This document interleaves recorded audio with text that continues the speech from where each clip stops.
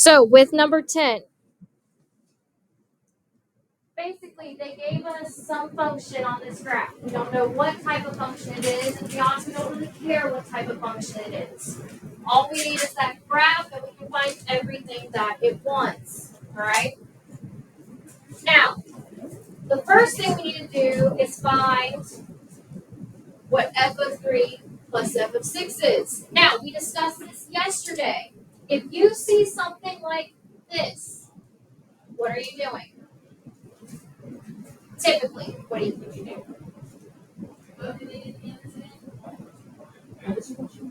So if you see f of some number, what would you typically do?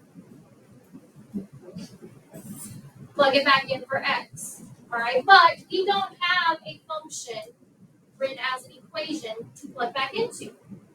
But we do have the graph. So what do you think I'm going to do? We know what the x is.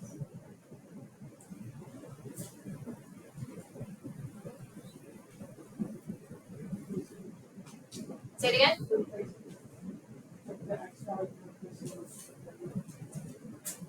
Kind of. You're close. On the right path.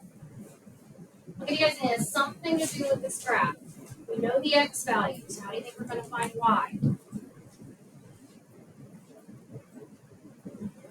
Right. So if we go to where x is 3, we want the y value that when x is 3, we want the y value of the point 3 and then whatever this y value is. That's how we find the y value. So in other words, a good way to do this is to draw a vertical line where x is equal to 3. So if we draw that vertical line when x is equal to 3,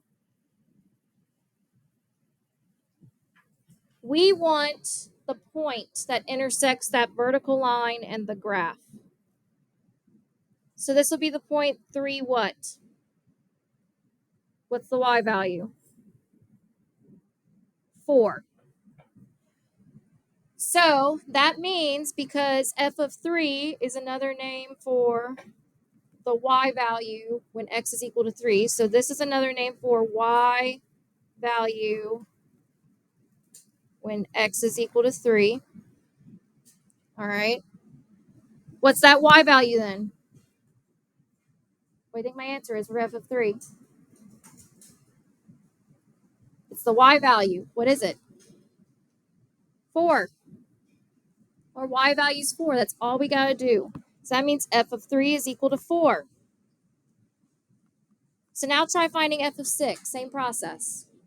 All right, so draw that vertical line at when x is 6. Find where it intersects the graph. And then tell me the y value of that coordinate.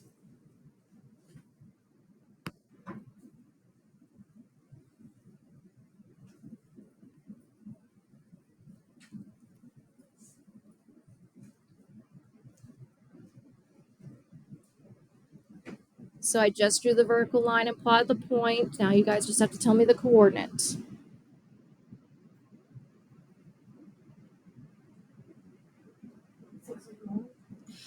Right, 6, -1 is the point. So that means f of 6 is what? F of 6 is equal to -1. Good. That's our y value when we're given the x value of 6. So remember how I said if you ever see f of some number, that'll be one of the easiest things you do? That still reigns true. But instead of plugging in for x and doing PEMDAS, you're just looking at the graph and finding the coordinate that has an x value of that number, and your answer is the corresponding y value. All right? Does that make sense to everyone? All right. Now, we're not done because now we have to actually do the addition here. So all we're going to do is just take these two numbers, add them together. So 4 plus -1, and we would get +3. And that would be what f of 3 plus f of 6 is. So if you ever have an operation like that, find them separately and then do the operation. All right. Any questions on number 10? or number 10A, I should say. All right, now we're doing part B, which it says state all intervals, which are when f of x is less than or equal or less than 0. All right. This is called a positive or negative interval.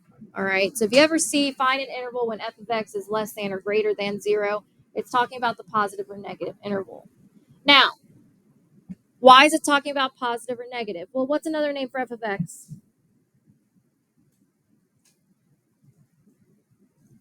So we're talking functions. F of x is another name for what?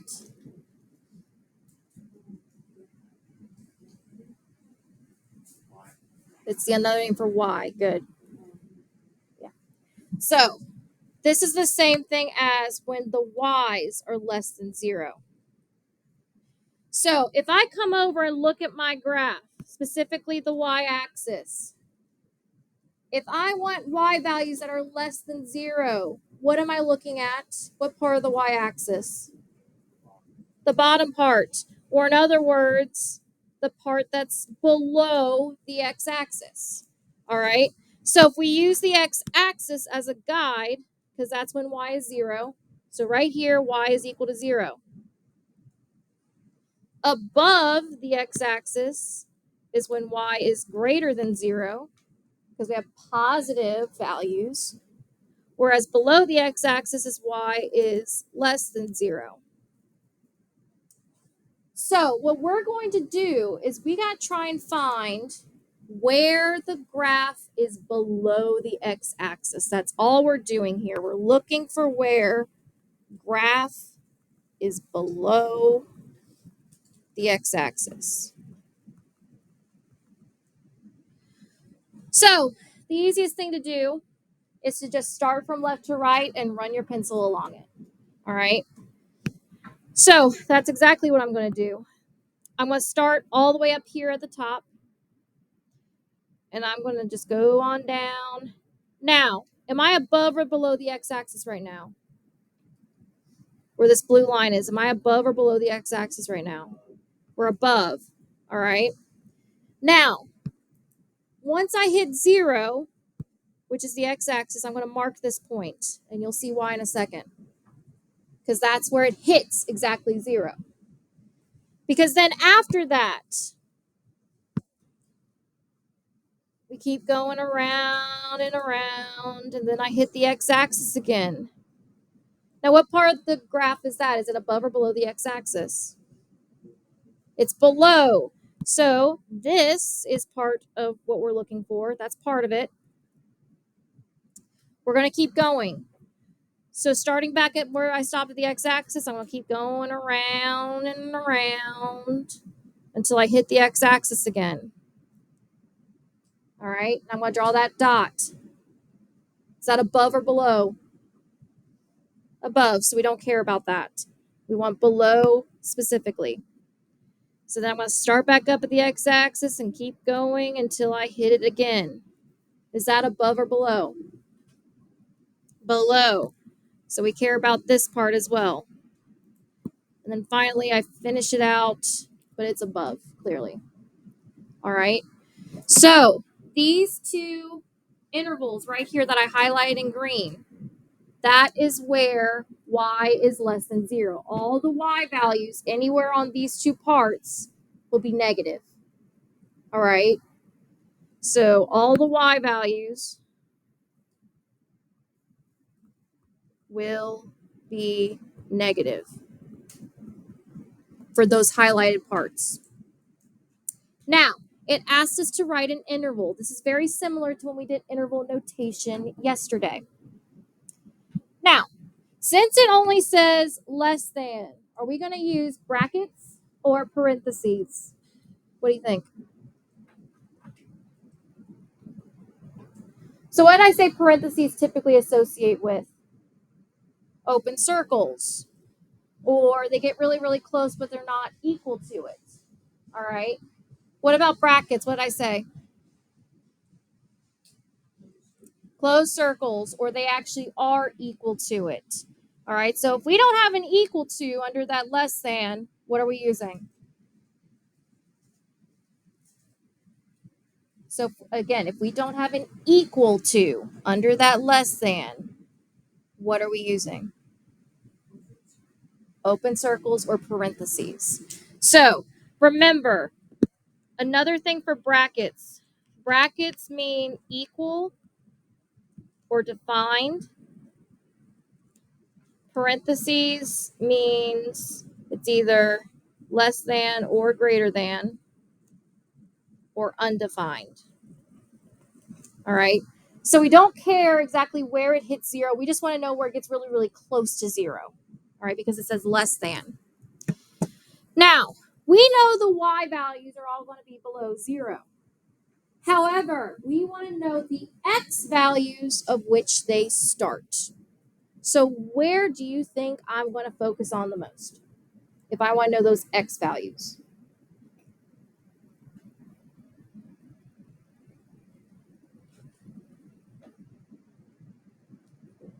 So I'll give you a hint. I made you guys do some pretty big points on them.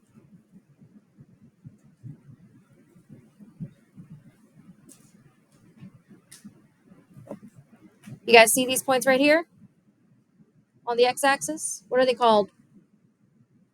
Points that hit the x-axis. They're called what of the function?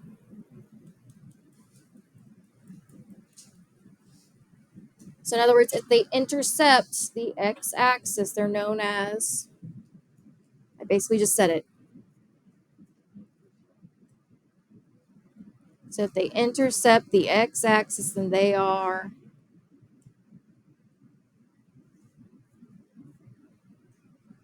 guys, x-intercepts. It's in the name. If they intercept the x-axis, you're looking at the x-intercepts. So for this, we're going to look at x-intercepts. All right, and we only care about the x value. So this is at -3. So x is -3. This one's at 1. This one is at 4. And this one's at 6. All right. So I'm just labeling just the x parts. Now, the way we write this interval is we want to know from left to right where it starts. So what will my first interval start with when it starts going below the x-axis? What number does it start at, left to right? -3. Now, where does that little bout of green right here end? So at what x value does this little go from -3? What value does it end? At 1.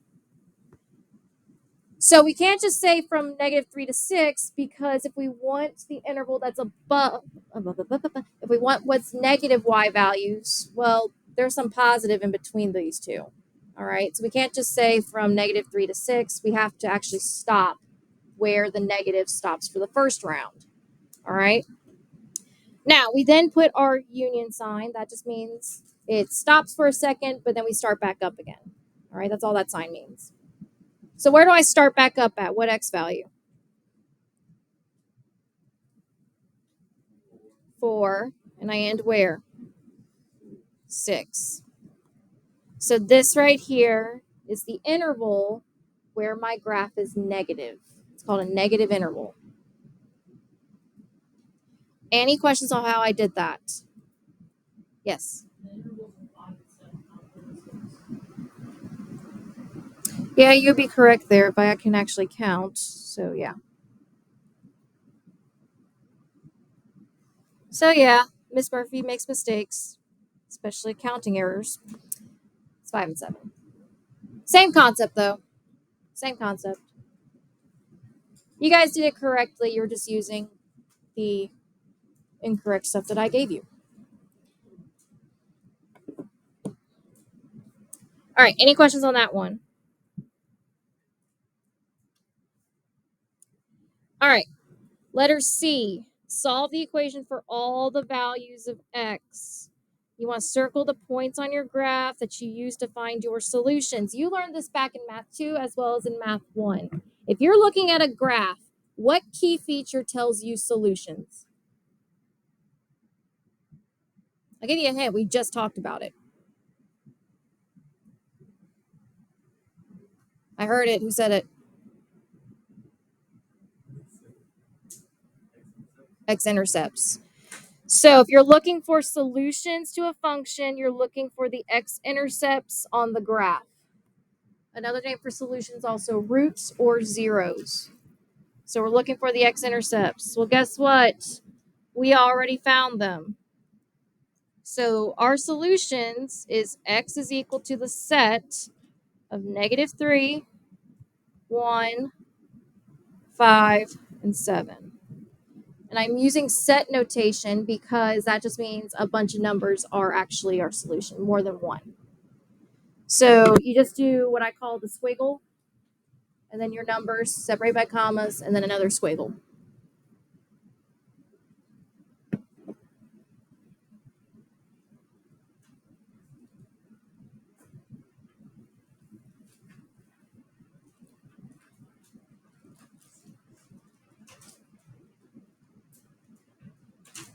Now, the last part, we'll do this very quickly. Now we're looking for intervals where we are decreasing. All right. So very similar to positive and negative, but now we're looking at where we're going down on the graph and where we're going up on the graph. All right. The easiest way to do that is to just run your pencil along the graph from left to right. If your pencil's going down, it's a decreasing. If it goes up, it's an increasing. And where it turns is the points that you're looking for your quote unquote interval. So we're looking for points where direction changes. Specifically, we want the x values. All right. So on my graph, I'm just going to run my pencil along it just so I can figure out where my decreasing intervals are. So if I start from left to right, all right, I'm all the way up here on the left. I want to be traveling until it looks like I'm going to turn. Did I go down or up there? I went down. So that's a decreasing interval. So this is what we call our turning point. All right, so we'll take note of that. Then I go from the turning point and I keep going until it looks like I'm going to change direction again, which looks to be right here. Now, did my pencil go up or down there? Up. So that's an increasing interval.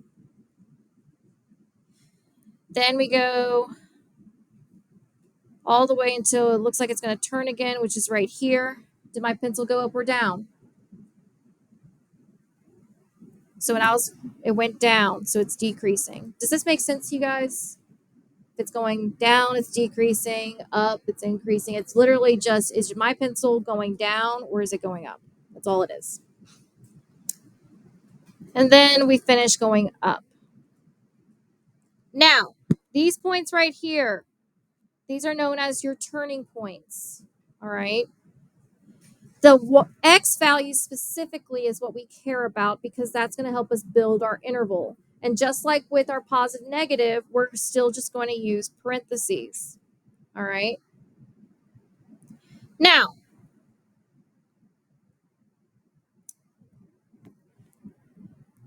I'm going to assume that there's arrows here. All right. Now,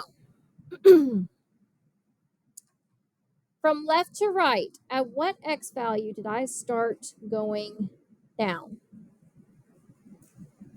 So my leftmost x value where I started going down. It's what? Negative infinity. So since I have an arrow right here, that means it keeps on going on forever and ever. So that means that this keeps going until I hit negative infinity. So we start at negative infinity. All right. What x value does that little bout of decreasing end? So look at this point right here. That's where it ends. What's the x value of that point? -1. So that's where our first bout ends. Draw our union because we have another decreasing interval in there. Now, at what x value does decreasing start again? So it starts right here at this point. What's the x value of that point? 3. Where does it end? 6. And that right there is our decreasing interval. That tells us at these x values, this is where our graph is going down. Guys, heads up. All right, now I know that was like information overload, but any questions on that problem in general? And we'll be going over this more within Unit 1. You'll see it again. So if you don't quite get it, you will see it again. All right. All right, so moving away from the function review because we do need to move on because we're short on time today. All right. The next thing we're going to talk about, this is going to be in your packet. It's a little bit further in your packet, but we decided last minute to kind of just go ahead and talk about it as part of the quote unquote review. Do you guys remember yesterday when we were talking about what makes a function a function? Does anyone remember what makes a function a function? What's the one thing you gotta look for if you want a function to be a function? No repeating x's. Good. So, do you remember how I said yesterday that we don't care if the y's repeat? Well, that's still true. However, there is a subset of functions, so there's a specific category of functions where the y's don't repeat. These types of functions are called one-to-one, all right? Meaning 1x to 1y, neither repeats, all right? Still considered a function, but it's a subtype of function, all right? So what we're going to do today is talk about that first, all right? So in your packet, I believe it's page 7. It should look like this at the top. I know it's deeper in your packet.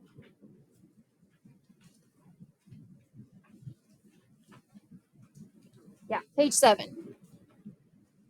So page 7 of your new packet, that's where we're going to start with the notes. Now, these are fairly quick. All we're talking about is basically we already know what makes a function a function.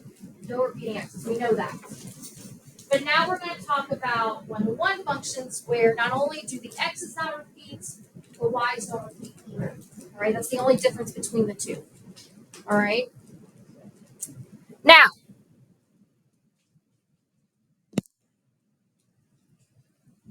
so again, this one category is called one-to-one. There's another category, but we're not going to learn that in this class. All right, we only care about one-to-one. That's the only subcategory of functions we're talking about. So if you saw this on a test, I may ask you, okay, is this a function? Is it not a function? Or is it a one-to-one function? All right. That would be like going the step further by actually specifying if it's one-to-one. So exercise 1, we're going to consider these two equations. So f of x and g of x. So f of x is equal to 2x. G of x is x squared. Now, they want us to map the domain of -2, 0, and 2. So this is what we call a function map. Now, you won't really see a lot of these, but they're a good way to kind of show if x's repeat or not, or if y's repeat or not. All right? So, first off, we talked about this yesterday. What does domain mean? X values. So they gave us these X values. So they gave us -2, 0, and 2. I now need to find the range. So what am I finding? Y values. If you want, you can shut the door because I know it's terrible. All right. Now, we essentially talked about this yesterday. If we're trying to find a Y value, they gave us an X value and they gave us a function. What are we doing? All right, my little sleepy heads up. We're standing up. Come on.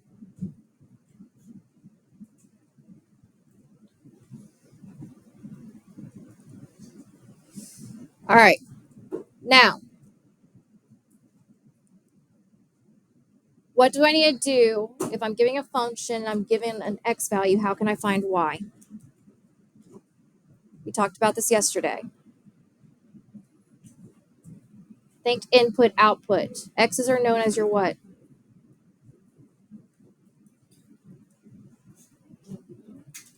Domain, but is it the input or the output? Input. X's are input. That means y's are output. So if we're given a function and we're doing input, output, that means we're going to do what with the x values? Think about it. Input.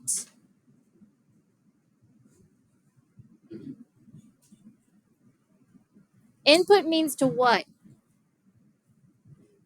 Plug in. So in other words, we're going to take these x values and plug them in individually into both functions. Then that will give us our output, which is our y values. All right. So if you ever forget that, just think, okay, x is input. That means I'm plugging in. Y is our output, which means that's what I'm going to get out of that. All right. So let's do the domain of or range of f first. So we're multiplying by 2 here. All right, so we're multiplying all of these by 2. So what's negative 2 times 2? Negative 4 times we're multiplying. What's negative, or not negative, what's positive 2 times 0? 0. And what's 2 times 2? 4. All right. So I listed all of those numbers in my range bubble here. Now, the next thing that I'm going to do is I'm going to draw arrows of which domain connects to which y value. So we said negative 2 gave us what y value? Negative 4. So I'm going to draw an arrow to it. 0 connects to which y value? 0. And then 2 connected to which y value? 4. Now, that just means that when we're given these x values, these are their given y values. All right. So first off, could we call this a function? Do our x's repeat at all? They do not. How would I know if the x is repeated in this sense?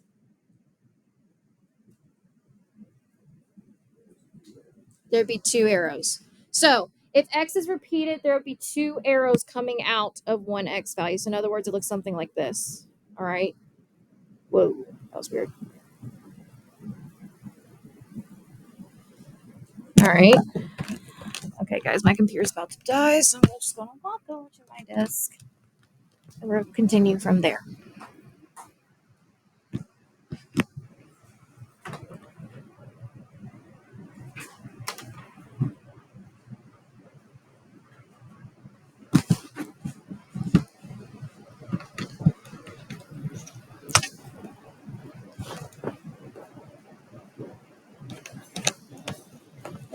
All right. So now we got for f of x, now we need g of x. So for g of x, we're just going to do what to each x value? Square it. All right, so in other words, multiply it by itself. So what's negative 2 squared? 4. What's 0 squared? 0. 0 times itself is just 0. What's 2 squared? Positive 4. Now, I already wrote a 4 here, so I'm not going to write it again.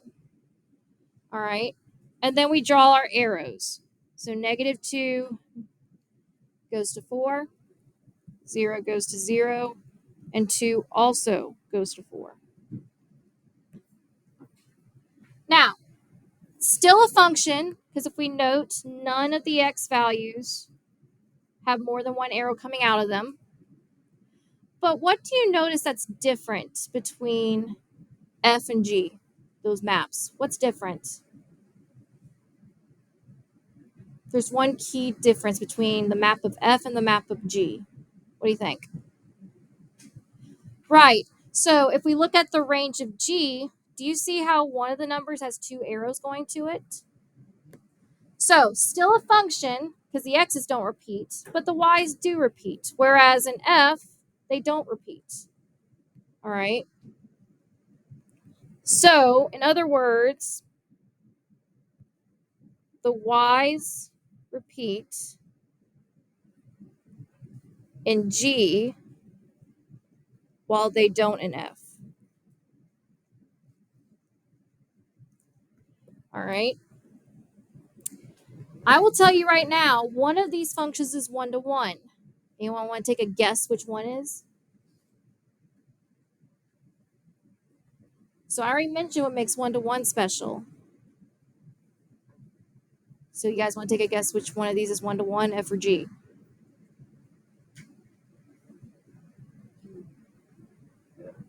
It's F.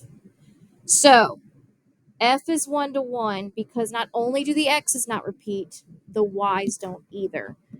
So F is considered a 1-to-1. Whereas G is just a normal function. All right? It's not a subcategory. Now, like I just said, function, if you give it a function f of x,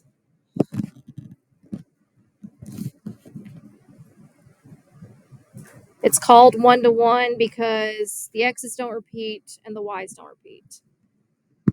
So that's a lot of mathematical notation, but all that says, if you translate to English, is that x's don't repeat and the y's don't repeat. If it fits both categories, it is 1-to-1.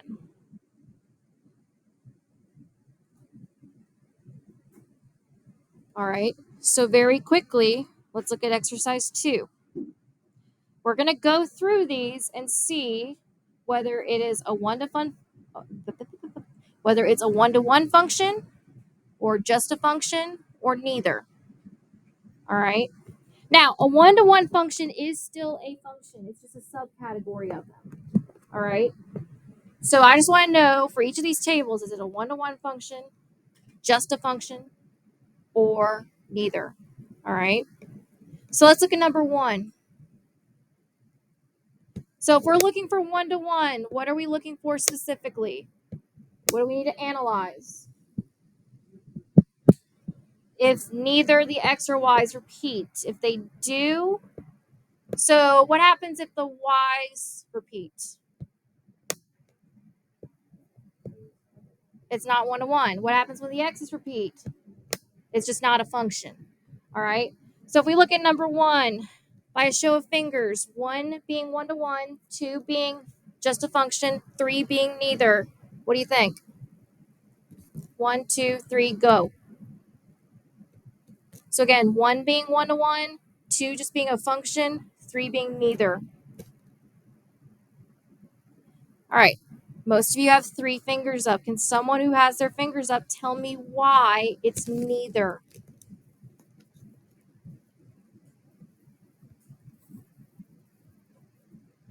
Yes.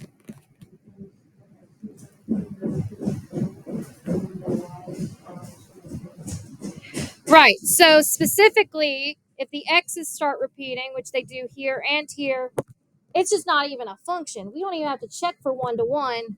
It's not a function to begin with. So it definitely can't be 1-to-1. All right. Now, what about number 2? Take a minute, look at it. Then when I say go, 1 finger for 1-to-1, 2 for just a function, 3 for neither. Take a look at it. Look at the x's and the y's. Look at the numbers specifically.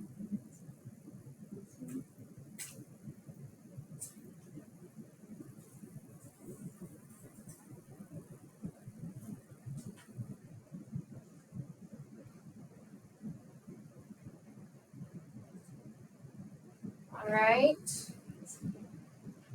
1, 2, 3, go. All right, so I see some 2s and I see a 1s. If you have 2 fingers up, you are correct. It is just a function. It is not 1-to-1. Can someone explain to me why? Why is it not 1-to-1, but it is a function? The y's repeat. So right here, the y's repeat. The 1's repeat. So because of that, it's not 1-to-1, but why is it a function? The x's don't repeat. If you look at all these x's, they're completely different. So this one is just a function.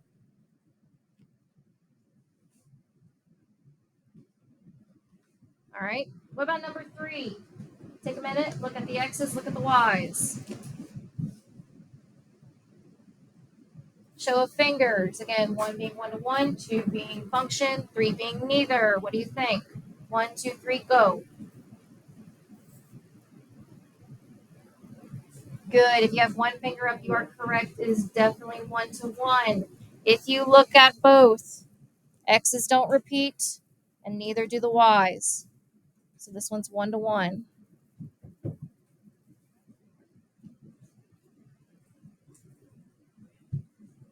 All right. Last one. Look at it and tell me whether it's a function, 1-to-1, or neither. All right. So show of fingers. What do you think? All right. So if you have 3 fingers up, you are correct. What's a surefire way to tell it's not even a function to begin with? The x's are repeating. We don't really care if the y's repeat in this case. As soon as we see repeating x's, we don't even have to check for 1-to-1 because it's automatically not a function. If it's not a function, it can't even have a chance of being 1-to-1. All right. So this one's also neither. Any questions on how to determine it from a table? Now, determining it from a graph. So, there's a key way to remember to figure out if a graph is 1-to-1 or if it's just a function. Can anyone recall the actual test that you do just to figure out if it's a function?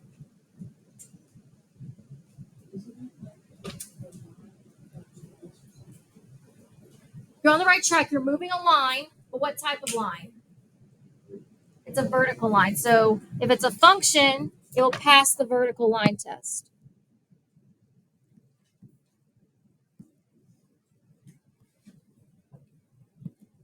Now, if it was 1-to-1, not only would it pass the vertical line test, it would also pass the horizontal line test. So you're probably wondering, what the heck does that even mean? All right. If you recall the vertical line test, which you guys learned back in Math 2 and Math 1, all right, it's if you take your pencil, slap it on there vertically, and you run your pencil across this graph, your pencil should only intersect the graph 1 time at any point. If by any chance it intersects more than once at any point, so in other words, you see the graph hit the pencil twice or more than twice, it's not a function. If it doesn't, and only one all the way throughout, it's a function. Same thing with the horizontal line test, but you're just putting your pencil horizontally. All right. So first,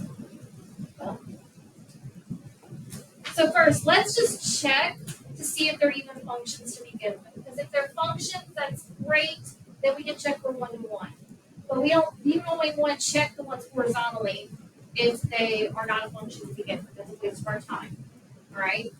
So with this first one, what do you think? Function or no? Yay or nay? So thumbs up for yay, thumbs down for nay. It's definitely a yay. If I run this across, there's never a point where it hits that line more than once. Okay? So this one's a function. What about number 2? So if I run it across, and you can do it on your paper as well, will it pass the vertical line test? No, it will not. So if I go across, like for example right here, it hits the line 1, 2, 3, 4 times in one different spot. All right, that means it has repeating x's. All right, so we're still going along with the x's can't repeat, because if it hits several y's but in one spot on the vertical line, that means the x is repeating. So this one's not a function. What about the circle? What do you think? Is it going to pass the vertical line test? It will not. For example, right here, it's in 2 different spots. So we can write an equation of a circle, but that doesn't mean it's a function. Equations and functions are not the same thing. All right. Last one, number 4. All right. Will that pass the vertical line test?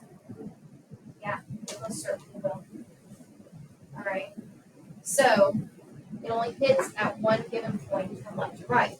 So we can go ahead and eliminate 2 and 3. They're clearly not one-to-one. All right. Because they're not even a function to begin with. All right. Now we need to figure out the one-to-one parts. That's where we do the horizontal line test. So we're going to do the exact same thing, but instead of going from left to right, we're going to go from bottom to top. All right. So if I have this horizontally and I run across, will it only intersect every part of the graph once? Yes or no? No. For example, right here, it's once, it's twice. Same y value. Right? That means the y repeats. So does this pass the horizontal line test? Nope. So while this is a function, it's not one-to-one. Whereas this one, what do you think? Will it pass the horizontal line test? Yes. If I run this long, it only hits the graph at every y value of 8 once. It does not intersect that horizontal line more than once. All right. So 4 is our one-to-one function. All right. This one's just a regular function, but it's not one-to-one because it doesn't pass the horizontal line test. So this is a function. This is a function. And the reason why they pass the vertical line test. Now, the main one that I circled 4 is also a one-to-one because it passed the horizontal line test.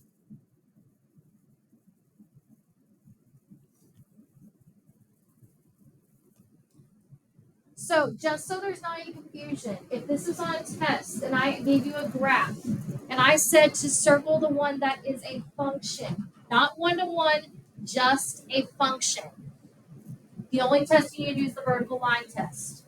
But if I tell you to tell me which one is a one-to-one function, you need to do both. All right? Does everyone understand that difference? Because what I found is that once I introduce this, some kids get confused with what makes a function. They think the y's also don't have to repeat. Remember, one-to-one is just a subtype of functions. It's a specific category within the function family. All right? Any questions on that one?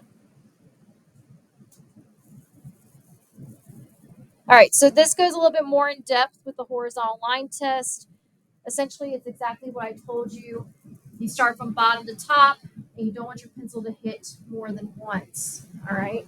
So what I want you guys to do is take a few minutes, about 2 minutes or so, and I want you to do exercise 4 and go through all those functions, do the vertical and the horizontal line tests, and tell me which ones are one-to-one. So take about 2 minutes, do the tests, figure out which ones are one-to-one.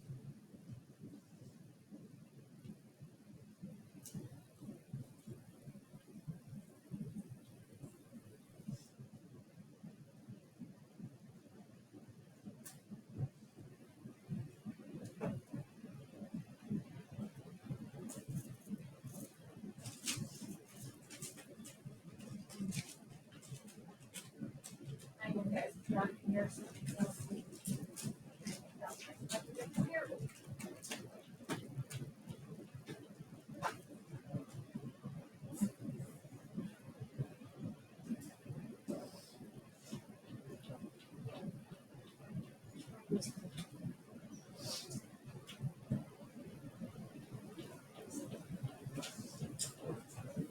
on the.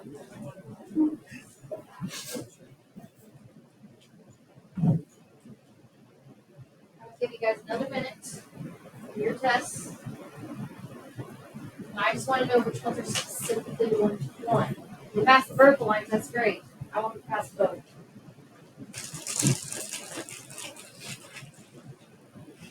So the adrenaline off the weekend wore off, huh?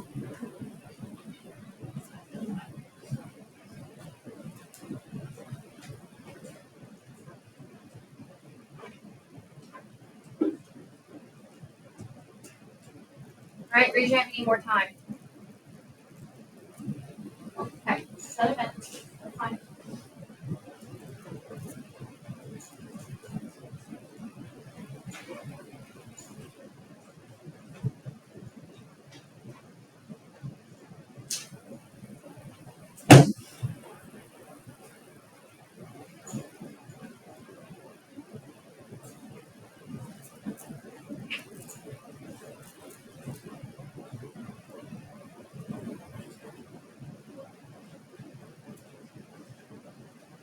All right, let's discuss. So, number one, is it one to one? Yes or no? No. Is it even a function? No. So, I always say start with the vertical line test because if it doesn't pass the vertical line test, you don't even need to bother with the horizontal line test. So, nope, it's in 2 spots right there. That's an automatic failure. So, not only is it not a one to one, it's not even a function. We don't care about that. What about number 2? Is it one to one? No. Is it a function though? Yes. So vertically it passes. Horizontally, for example, right here, boom, boom, hit the graph twice, done, failed. 3, what do you think? Yeah. Run vertically, it's clearly a function. Horizontally, clearly a function. Clearly a one-to-one function. All right, so 3 is a one-to-one. What about 4? Nope. It's a function, but horizontally it is not one-to-one. All right. So that is not one-to-one. So our only option is number 3.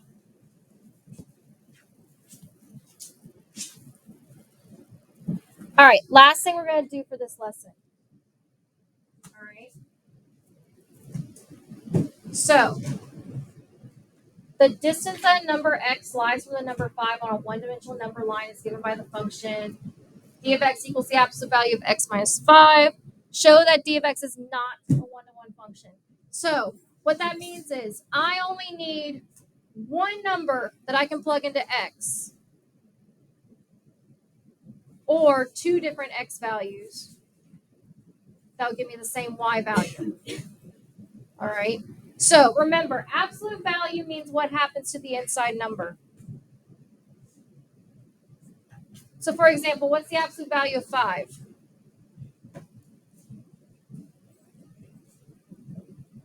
Not negative 5. Positive 5. What's the absolute value of negative 5? Positive 5. So absolute value makes whatever numbers within it positive.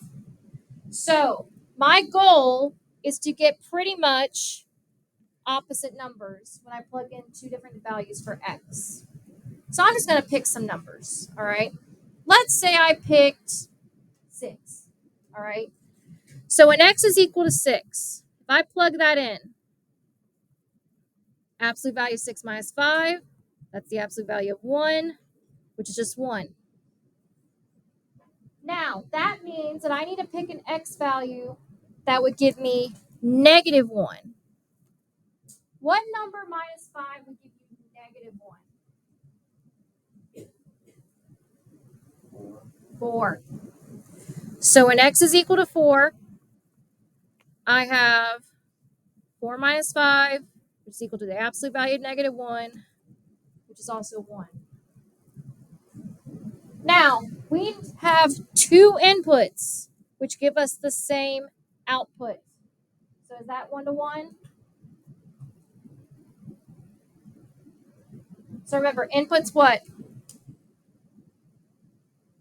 What value does input refer to? X. Output refers to Y. So if we have 2 inputs that give us the same output, does that mean the Y is repeated? Did I not get 1 for both of them? Does that mean they repeat? Yep. So it's not 1 to 1. So not 1 to 1 because Y repeats.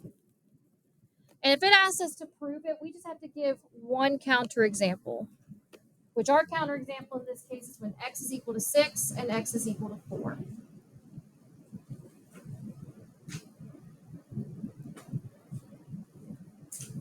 All right, so here's what's going to happen. You only got about 5-ish minutes left of class, so I'm going to get you guys started on your exit ticket, which of course I didn't upload. All right, I'm going to pick a number from your function review, put that in for your exit ticket. Let's do...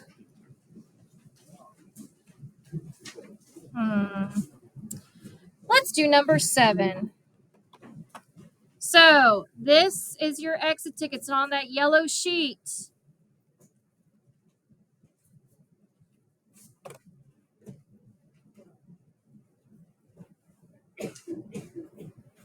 You're going to figure out which X value will give you f of X equals 4. So again, you're just making a rough draft. So it's okay if you don't know how to do it. Just make your rough draft. Try your best. It's okay if you're wrong. Mistakes make learning happen. All right? We want the mistakes to happen because then you learn from them. If you're perfect all the time, you'll never learn.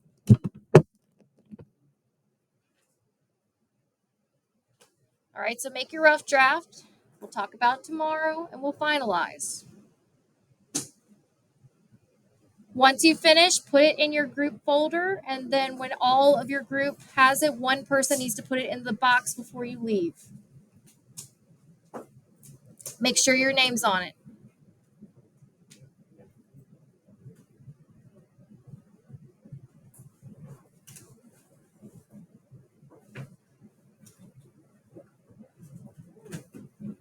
So again, make your rough draft. Again, it's a rough draft. It's meant to be refined. It's meant to be fixed. All right? So try your best. If it's not quite there, that's okay.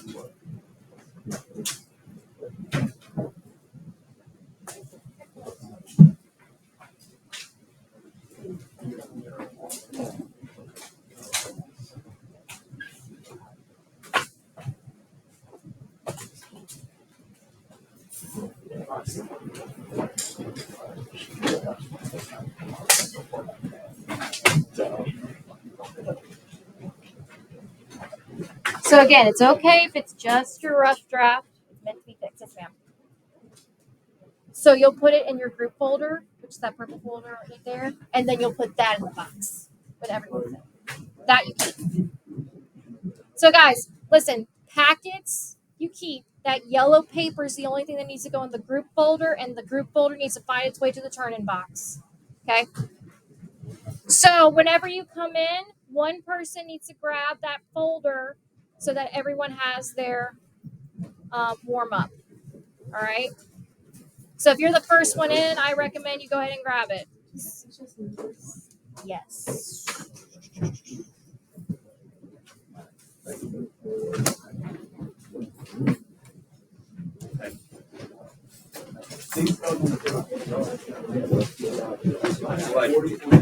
So guys, make sure you put your calculators away. Make sure that folder goes back in the turn-in box.